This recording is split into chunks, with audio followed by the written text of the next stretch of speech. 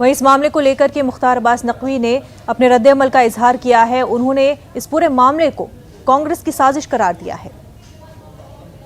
पूरे षड्यंत्र में कहीं ना कहीं जो है वो सुई जो है कहीं और जा रही है। सुप्रीम कोर्ट अपना देख रहा है, जो एजेंसियां हैं वो देख रही हैं। प्रधानमंत्री किसी पार्टी के नहीं होते, प्रधानमंत्री जो है वो देश के हैं और दुनिया के एक लोकप्रिय नेता, ऐसे नेता जो कि पूरी दुनिया में शांति के लिए, आतंकवाद के खात्मे के लिए अग्रणी भूमिका निभा रहे हों, उनके साथ इस तरह की साजिश षड्यंत्र और उसके ऊपर जो है वो एक पॉलिटिकल फैमिली और पॉलिटिकल परिवार की लीपापोती, ये अपने आप में कई तरह के सवाल खड़े करते हैं। तो नाजरीन, आपको बता दें कि हमारे नुमाइंदे सुशील इस वक्त हमारे साथ जुड़ चुके हैं। सुशील, इस पूरे मामले को लेकर के समाअत हुई, क्या कुछ समाअत में कहा गया? जी देखिए, प्रधानमंत्री की सुरक्षा को लेकर जो मामले की सुनवाई हुई, उस सुनवाई के दौरान केंद्र सरकार और पंजाब सरकार ने अपनी दलीलें रखी।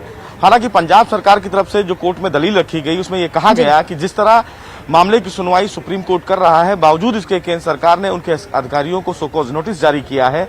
ऐसे में सवाल ये उठता है कि आखिर जब इस पूरे मामले में जांच चल रही है, सुप्रीम कोर्ट मामले की सुनवाई कर रहा है, तो आखिर केंद्र सरकार उनके अधिकारियों को दोषी कैसे करार दे सकती है। बहरहाल केंद्र सरकार ने पंजाब सरकार की इस दलील का विरोध किया और मुनज़्ज़ा केंद्र सरकार की तरफ से यह कहा गया कि चूंकि एसपीजी एक्ट के मुताबिक उनके पास अधिकार है कि अगर प्रधानमंत्री की सुरक्षा में कोई चूक होता है तो जवाबदेही अधिकारियों के खिलाफ जांच करने की वो मांग कर सकते हैं। बहरहाल सुप्रीम कोर्ट में मामले की सुनवाई के दौरान यह भी कहा गया कि जिस तरह एसपीजी एक्ट में प्रोविजन है, ऐसे में अगर कोई भी वीआईपी किसी भी स्टेट में जाता है तो संबंधित इंटेलिजेंस संबंधित डीजीपी को ये फिलहाल अधिकार होता है कि उस पूरे मामले में उनकी जवाबदेही होनी चाहिए। बहरहाल सुप्रीम कोर्ट ने मामले की सुनवाई के दौरान केंद्र सरकार पर सवाल भी खड़े किए और ये कहा कि जिस तरह मामले की सुनवाई चल रही है और जिस तरह आप आर्गुमेंट कर रहे हैं, ऐसे में लग रहा है कि आपने पहले ही तय कर लिया है कि पंजाब सरकार की तरफ से जो भी अधिकारी हैं वो दोषी हैं। मामले की सुनवाई के दौरान फिलहाल पंजाब सरकार की तरफ से यह दलील दी गई और ये कहा गया कि प्रधानमंत्री की सुरक्षा बेहद गंभीर मामला है, ऐसे में राज्य सरकार प्रधानमंत्री की सुरक्षा को लेकर बेहद गंभीर है।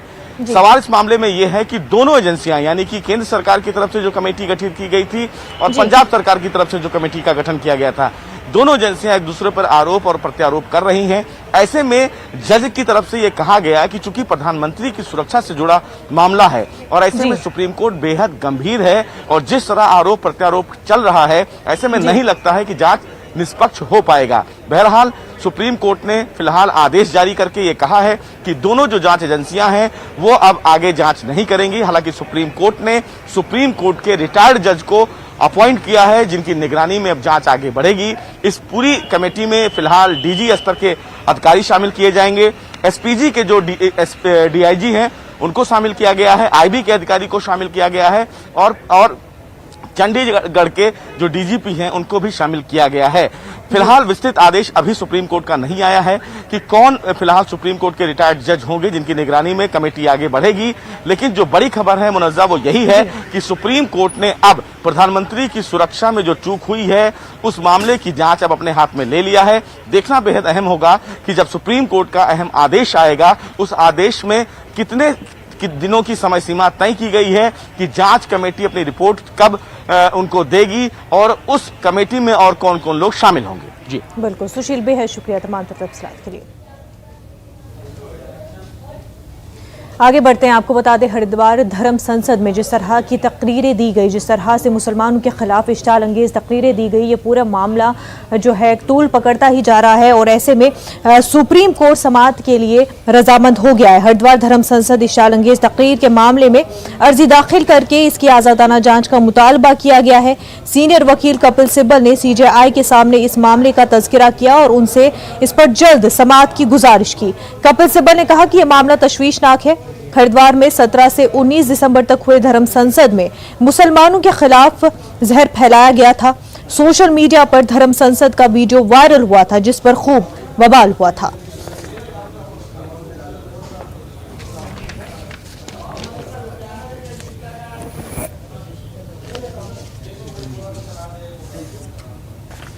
हमारे नुमाइंदे सुशील बराह रास्त हमारे साथ जुड़ चुके हैं। सुशील, धर्म संसद मामले को लेकर के अब सुप्रीम कोर्ट रजामंद हो गया है आजादाना जांच के लिए।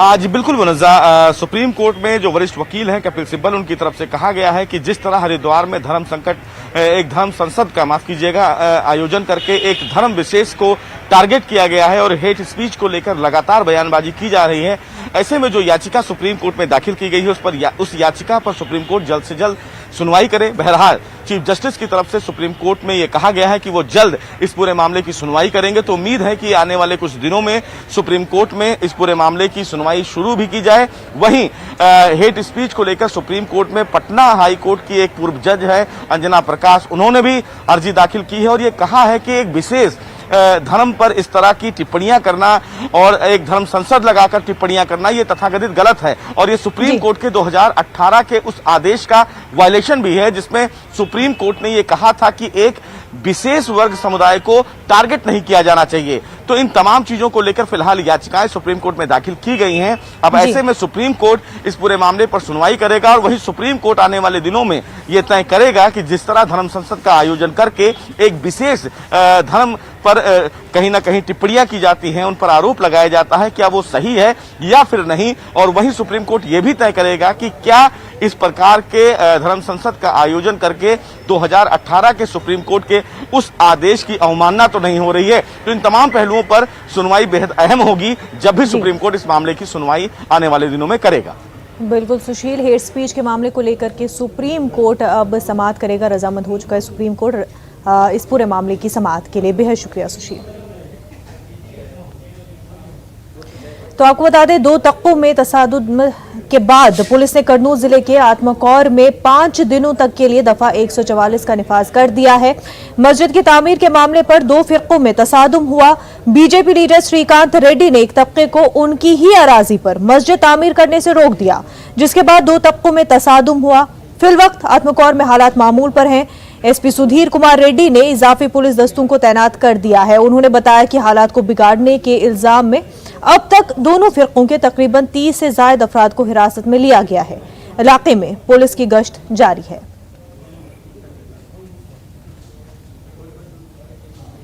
पूरे पुलिस की परमिशन और हुकूमत के परमिशन के साथ वहाँ पर जो है मस्जिद का काम शुरू करना बोलकर वहाँ के आत्मकौर के मुसलमानों ने काम शुरू किए। श्रीकांत रेड्डी बोलने वाला शख्स असल में 10-15 लोगों के साथ आकर जो है वहाँ पर शर्म मचाकर और मस्जिद की तामीर को रोकने की पूरी कोशिश कर वहाँ पर जो काम कर रहे थे उनके ऊपर पत्थरबाजी कर और उनको जो है डरा धमकी दे रहा था। ये सब भी श्रीकांत रेड्डी के ऊपर ही जा रहा है, जो नंदयाल में भी इस तरीके से मस्जिद की जगह पर जो है इन्हें हिंदू मुस्लिम का फसाद कराने की कोशिश करा।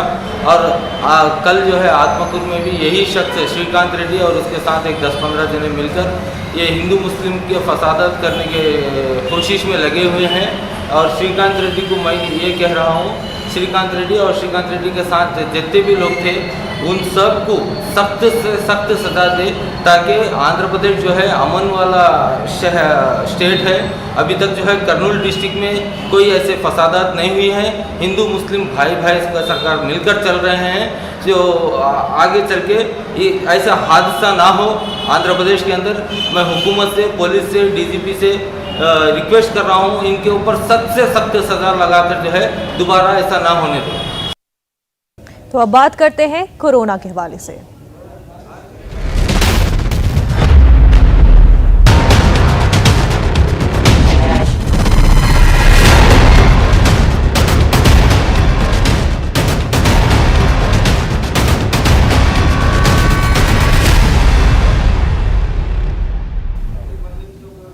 पूरे मुल्क में कोरोना तेजी से फैलता ही जा रहा है। वहीं नए वेरिएंट ओमाइक्रॉन के केसेस भी पूरे मुल्क में तेजी से बढ़ते ही जा रहे हैं। ऐसे में आपको बता दें, कोरोना के खिलाफ लड़ाई भी जारी है। आज से 60 साल से ज्यादा उम्र के शहरियों को वैक्सीन की एहतियाती डोज देने का सिलसिला शुरू हो गया है। टीकाकारी मराकज पर लोगों की भीड़ देखी जा रही है। बुजुर्गों के साथ साथ हेल्थ केयर और फ्रंट लाइन वर्कर्स को भी टीके लगाए जा रहे हैं। 5 रियासतों में असेंबली इंतखाबात होने वाले हैं और इन रियासतों में इंतखाबात की ड्यूटी करने वालों को भी फ्रंटलाइन वर्कर्स के जुमरे में रखा गया है, बशर्ते कि उन्हें दूसरा डोज लगे 9 महीने हो चुके हों। लेना चाहिए, हर एक ने लेना चाहिए अपने ख्याल के लिए। आप अकेले आए फैमिली? फैमिली के साथ आया था। एकदम मस्त, फर्स्ट क्लास। मैंने पहले भी 2 डोज यहाँ से लिए थे ना, वो वॉक इन में लिए थे, ये नहीं लिया था अपॉइंटमेंट। फिर भी उन्होंने इतना फटाफट काम कर दिया। और मेरे को तो, मैंने पहले स्टार्टिंग में लिया था ना, इसके लिए मेरे को बराबर 28 डेज के बाद मेरे को मिला। बाद में फिर रश होने लगी, वैसे टाइम पीरियड बढ़ते गया, लेकिन मेरे को तो 28 डेज के बाद हुआ। और कल मुझे उनका मैसेज आया कि आज आपका वैक्सीनेशन है, तो आप आज आ जाइए। तो मैं आई तो मेरा एक 15-20 मिनट के अंदर ही काम हो गया। और गवर्नमेंट उस पर कुछ सर्च करके निकालते हैं जो मेडिसिन, तो वो तो लेनी चाहिए ना। और जो होने वाला है वो भगवान किस्मत पे और भगवान पे है छोड़ के। लेकिन हम लोग अपने, गवर्नमेंट अपनी ये करते हैं, केयर लेती है, तो हमने भी उनको सपोर्ट करके हम भी मेडिसिन उनका यूज़ करना चाहिए ना।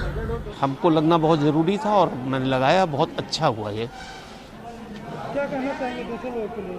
हम तो चाहेंगे कि जितने भी लोग 60 से ऊपर हैं उनको बिल्कुल आकर लगवा लेना चाहिए। This is a very very important injection.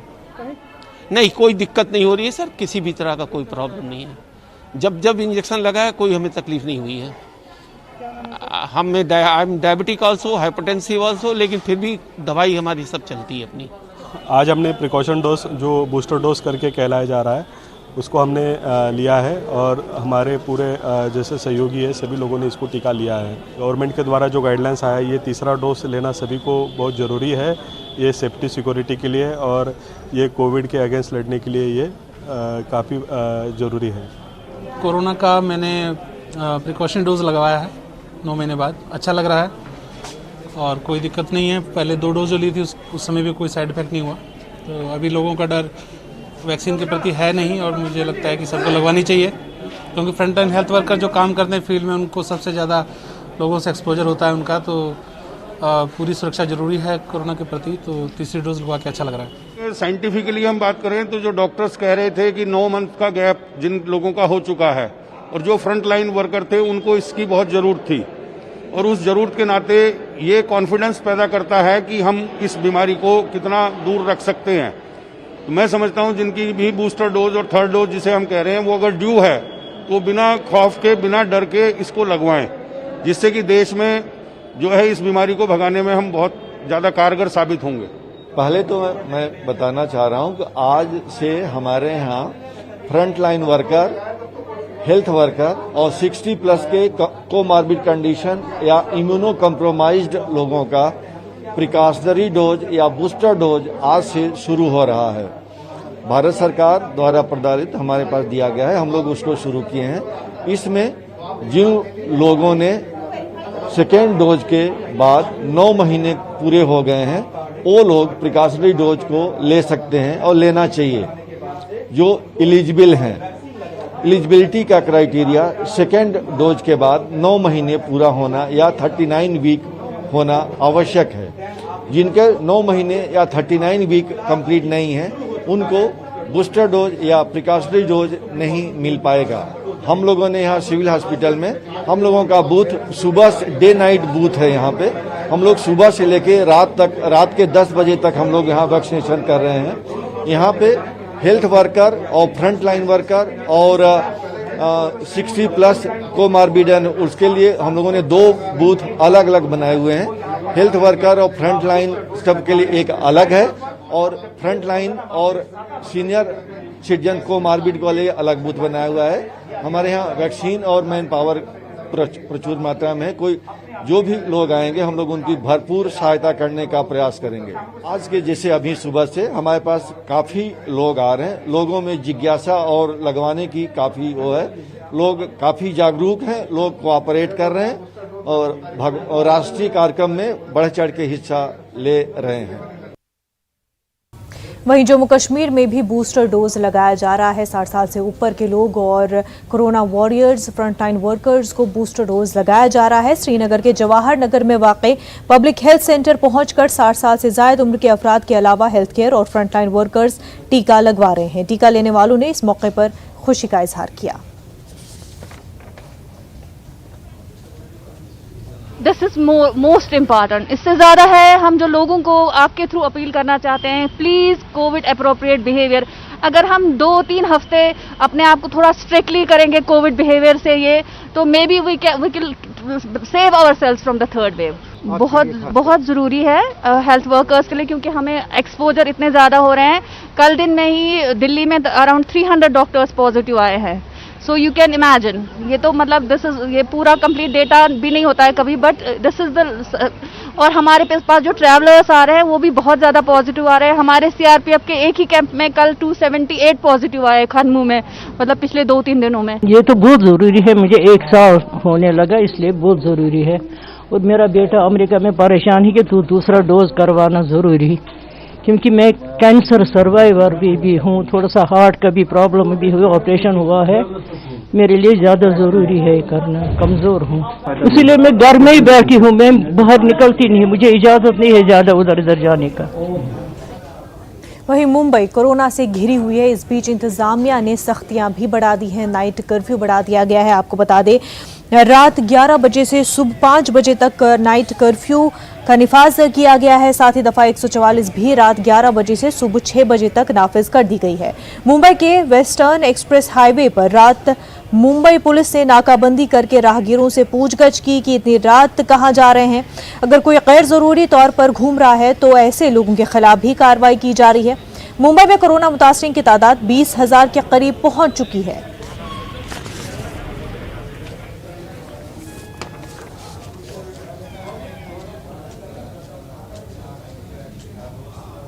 वहीं नवाब मलिक ने बूस्टर डोज लगा ली है और उन्होंने लोगों से मोहतात रहने की अपील भी की है। जिन लोगों की वैक्सीन की खुराक बाकी है उनसे अपील की कि वो अपनी वैक्सीन की खुराक ले लें। हुकूमत सबके साथ है और हम माशी मुश्किलात पर भी तवज्जो दे रहे हैं। हमारे नुमाइंदे सर्वेश तिवारी ने वजीर नवाब मलिक से बात की, आइए देखते हैं। महाराष्ट्र के अल्पसंख्यक मंत्री साथ ही एनसीपी के राष्ट्रीय प्रवक्ता नवाब मलिक हमारे साथ मौजूद हैं। नवाब मलिक भी बूस्टर डोज लेने आए थे, जहाँ जस्ट 5-10 मिनट पहले उन्होंने बूस्टर डोज लिया। क्या कुछ महाराष्ट्र मुंबई में स्थिति है, सीधे बातचीत करते हैं। मलिक साहब, किस तरह की सिचुएशन है? हालांकि काफ़ी बुजुर्ग लोगों से हमारी बातचीत हुई, उनका कहना था कि काफ़ी अच्छा इंतज़ाम किया है और घबराने की भी आवश्यकता नहीं है, वो कह रहे थे। देखिए, ऐसा है कि जिस तरह से पिछले सप्ताह से आंकड़े बढ़ रहे हैं, विशेषकर मुंबई में 20,000 के पार आंकड़े थे, लेकिन 3 दिनों से उसमें गिरावट आ रही है। 40,000 के लगभग महाराष्ट्र में आंकड़े हैं। विशेषज्ञ कहते हैं कि आंकड़े ये बड़े पैमाने पे बढ़ेंगे। देश में भी 2 लाख के करीब आंकड़े पहुंच रहे हैं। लेकिन एक अच्छी बात यह है कि जिनका टीकाकरण हुआ है वे भले इन्फेक्टेड हो रहे हैं, लेकिन उनको माइल्ड सिम्टम्स हैं, 2-3 दिन इलाज के बाद वो घर में ही ठीक हो जा रहे हैं। लेकिन जिनको लंग इन्फेक्शन हो रहा है, ऐसे अधिकांश लोग जो वैक्सीनेशन नहीं जिन्होंने किया है, उन्हीं की तकलीफ़ें बढ़ रही हैं। इसलिए ज़रूरी है कि लोग टीका लगवाएं। जिनका फर्स्ट डोज नहीं हुआ वो फर्स्ट डोज लें, सेकंड डोज दी हुए वो लें। आज से बूस्टर डोज की शुरुआत हो गई है। हमने पहले दिन ही टीका लगवाया था जिस दिन शुरुआत की गई थी। सेकंड डोज टाइम पे लिया था, इसलिए आज हमारा ड्यू था, इसलिए हमने आज बूस्टर डोज लगवाया। मलिक साहब, इस तीसरे चरण में खास तौर पे देखा जा रहा है कि महाराष्ट्र सरकार इस बात पे विशेष तौर पे ध्यान दे रही है कि सेकेंड सिचुएशन की समय जिस तरह से लॉकडाउन की स्थिति थी, वो इस बार सरकार बिल्कुल भी लगाने की मूड में नहीं है। सरकार नहीं चाहती कि भागदौड़ मचे, लोग अपने प्रांतीय जो हैं दूसरे राज्यों में जाएं। किस तरह की सरकार की नीति है इस समय? देखिए, जो भी अनुभव आया है, लोग इन्फेक्ट हो रहे हैं, लेकिन उतना घातक मामला नहीं है, ये सारे विशेषज्ञ बता रहे हैं। जिन्होंने टीका लिया है उनके लिए परेशानी नहीं है। बहुत सारे जगह पे जिनके 2 डोज हैं, ऐसे लोगों को ही एंट्री दी जा रही है। हमें लगता है टीका ही एक रामबाण इसमें साबित हो रहा है और सरकार ये चाहती है कि लॉकडाउन लगा के लोगों की परेशानी ना बढ़ाया जाए, कम से कम रिस्ट्रिक्शन लगाया जाए ताकि फैलाव भी रोका जाए और ज़िंदगी भी साधारण रूप से चलती रहे। ये भी प्राथमिकता हमारी है। हमें लगता है कि लोग सहयोग कर रहे हैं और हम इस लड़ाई को जीतेंगे। कैमरामैन सरोज जलाल के साथ सर्वेश तिवारी, न्यूज़ 18 मुंबई। महाराष्ट्र के अकोला जिले में वाक़ हथरून नामी गांव में मस्जिद ट्रस्ट ने औकाफ की जायदाद को तहफ़्फ़ुज़ फराहम करने के लिए मिसाली कदम उठाया है। हथरून नामी गांव में वक्फ की ज़मीन जायदाद को इस मुनज़्ज़म अंदाज में तरबियत दिया गया कि कोई इस पर नाजायज़ कब्जा करने की हिम्मत भी नहीं कर सकता। साथ ही सालाना आमदनी में इजाफे से एक अलग फायदा हो रहा है। हर साल नीलामी के जरिए जरूरतमंदों को किराए पर दुकानें और खेती वगैरह 11 महीने के लिए दिए जा रहे हैं। इससे हासिल होने वाली रकम से इमाम मस्जिद और मौज़िन की तनख्वाह, मुख्तलिफ तामीरी काम और दीगर अहम ज़रूरियात पूरी की जा रही है। नीलामी के दौरान गांव के बाशिंदे इकट्ठा होते मस्जिद ट्रस्ट और जिम्मेदारों से मस्जिद के मामलात के मुतालिक सवालात भी पूछे जाते हैं। जमीनें वगैरह जो थी लोगों के पास में थी वो कब्जाई हुई थी, लेकिन उन्होंने फिर भी छोड़ दिए। खेती भी नीलामी करते हैं, जितनी जो अपने पास में खेती है। ये जो कमरे हैं इसके मस्जिद के तो 20-30 कमरे हैं, दुकान हम नीलामी में वो लेते हैं और उसमें ये फायदा होता है, एक तो अपने ट्रस्ट की जो जमीन है या कमरे है वो जो है उस पर कब्जा भी नहीं होता। ये देना पड़ता। अब हम जो व्यापारी लोग हैं जनरल गाँव के हिसाब से संस्थान की तरफ से, तो हमको साल को फिक्र रहती कि इस साल जैसा आपने 20,000 में लिए, ये पर्टिकुलर खुली लिए या कोई खेत लिए, इस साल 20 में लिए तो आने वाले साल और बढ़ के मिलती, कम में मिलती। कम तो मुश्किल है, बढ़ के मिल रहा है क्योंकि और कोई खुली के बारे में इंटरेस्टेड रहता। ट्रस्ट का इसमें फायदा भी है और हम जैसे व्यापारियों को कहीं ना कहीं एक मेंटली डिस्टर्ब का काम रहता है कि इस साल क्या होने वाला है, कैसा होने वाला है। आंध्र प्रदेश मशाइख बोर्ड के एक वफ्द ने उर्दू एकेडमी के चेयरमैन एच नदीम अहमद से विजयवाड़ा में मुलाकात की। इस दौरान मशाइख बोर्ड के वफ्द ने उर्दू जबान की तरक्की के अलावा रियासत में Urdu medium inter degree college के क़याम पर जोर दिया। मशाइख बोर्ड के चेयरमैन को यादाश्त पेश की गई। चेयरमैन नदीम अहमद ने इस मामले पर हुकूमत से नुमाइंदगी करने की यकीन दहानी करवाई। मशाइख बोर्ड ने सुन्नी जमात से ताल्लुक़ रखने वाले फर्द को ही वक्फ बोर्ड का चेयरमैन नामजद करने पर जोर दिया है। यही चाहता है कि आंध्र प्रदेश में जितने भी उर्दू स्कूल्स हैं, उर्दू के तलबा हैं, इन तमाम के साथ इंसाफ किया जाए। उर्दू सीखने के लिए, उर्दू में इंटर पढ़ने के लिए आ रहे हैं, उनके साथ नाइंसाफी की जा रही है। आंध्र प्रदेश स्टेट मशाइख बोर्ड आंध्र प्रदेश की गवर्नमेंट से मुतालबा करता है कि इन बच्चों के साथ इंसाफ किया जाए और कसरत से इंटर के कॉलेजेस को बनाया जाए और उसमें जो लेक्चरर्स हैं उनको अपॉइंट करें। और दूसरी बात कि आंध्र प्रदेश में जो है कि जो डीएड कॉलेजेस हैं, कड़पा में एक, रायचूरी में एक है, नेल्लूर में एक है, सारे स्टेट में। और अगर से बच्चे पढ़ना चाहें तो कर्नूल जा रहे हैं। 3 कॉलेज है सारे स्टेट के अंदर। तो हम मुताला करते हैं कि हर डिस्ट्रिक्ट में एक डीएड कॉलेज को मुकर्रर किया जाए। उर्दू को आज पिछले हुकूमतें सब उर्दू को नीचे ढकलते गए हैं। उर्दू जबान और हिंदी जबान दो भी सिस्टर्स, ट्विन सिस्टर्स माना जाते हैं। उर्दू और हिंदी जो भी एक साथ चलने वाले हैं, किसी को अलग नहीं कर सकते। बदकिस्मती ये है, दर्द ये है कि पिछले हुकूमतें इसको उर्दू को नेगलेक्ट किए हैं। ये गलतफहमी भी मैं दूर करना चाहता हूँ, ये मुसलमानों की ज़बान नहीं है, हमारे हिंदुस्तान की ज़बान है जो एक ट्विन सिस्टर्स है, हिंदी और उर्दू। और एक बात भी मैं बताना चाहता हूँ, एक हिंदी फिल्म का गाना भी नहीं बन सकता हिंदी और उर्दू के बिना, और हिंदी और उर्दू को अलग ही नहीं कर सकते। इसको हम सब भी जिम्मेदारी लेंगे। न्यूज़ रूम लाइव में फिलहाल इतना ही, हमें दीजिए इजाजत। आदाब।